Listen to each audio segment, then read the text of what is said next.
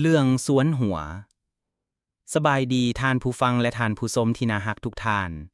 ยินดีต้อนรับเข้าสู่รายการเล่าเรื่องยามบ่ายที่จะพาทุกท่านไปพบกับความม่วนซื่นและเสียงหัว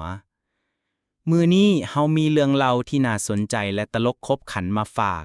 เป็นเรื่องของสองเสี่ยวจอมปลอมนั่นก็คือเสี่ยงเหมียงและเสี่ยงย่านในหัวข้อที่ว่าไผขี้ตัวกว่ากันอยู่บ้านน้อยแห่งหนึ่งที่อากาศดีและเป็นตาอยู่ได้มีสองเสี่ยวจอมปลอมที่พบกันบ่ได้จักเทื่อย้อนว่าไผดีไผได้ไผเว้าดีกว่าไผขี้ตัวได้แนบเนียนกว่าก็ต้องยกให้คนนั่นซึ่งสองคนนั่นก็คือท้าวเสียงเมี่ยงและท้าวเสียงยานมื้อหนึ่งท้าวเสียงเมี่ยงได้ขี่รถถีบผ่านห้านกินดื่มแห่งหนึ่ง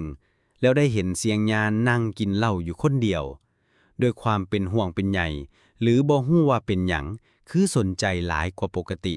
ก็เลยย่างเข้าไปหาแล้วเว้าว่าเสียงยานเอ้ยเจ้านี่ขี้ตัวคือน้ำไหลแท้มือหวานยังบอกว่าเก็บเงินได้100,000 กีบมือนี้บอกว่าได้1,000,000แล้วจักสิเชื่อหยังเจ้าได้แท้เสียงยานที่กำลังดื่มเหล้าเข้าไปแล้วตาเริ่มมัวก็ค่อยๆหันมาเบิ่งเสียงเมียงแล้วตอบแบบบ่ยอมแพ้ว่าโอ้ยเสียงเมียงเอ้ยเจ้านั่นต่างหากที่ขี้ตัวคือปันน่ะเป็นโต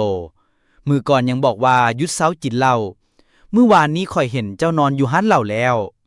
เสียงเมียงได้ยินคือแนวนั้นก็เลยรีบแก้โตแบบเอาตัวรอดแล้วหัวว่าโอ้ยอันนั้นมันเรื่องบังเกินเสียงหยานบังเอิญอีหยังคือกันแบบนี้ทุกมือทั้งสองโต้ตอบกันแบบบ่มีไผยอมไผฝูงชนที่นั่งกินดูอ้อมข้างก็หัวขวัญกันอย่างม่วนซื่นเพราะทุกคนฮู้ว่าสองคนนี้ขี่ตัวกันทั้งคู่เป็นแนวใดกันแน่สำหรับเรื่องราวที่นำเอามาฝากในมื้อนี้ม่วนซื่นและได้เสียงหัวกันบ่ทุกคนคิดว่าไผขี่ตัวกว่ากันลองคอมเมนต์บอกเฮามาแดเด้อสุดท้ายนี้ขอขอบใจท่านผู้ฟังและท่านผู้ชมทุกคนที่ติดตามรายการของพวกเฮาอย่าลืมกดไลค์กดแชร์และกดติดตามเพื่อเป็นกำลังใจให้พวกเฮาสร้างสรรค์ผลงานดีๆแบบนี้อีกต่อไปพบกันใหม่ในโอกาสหน้าสบายดี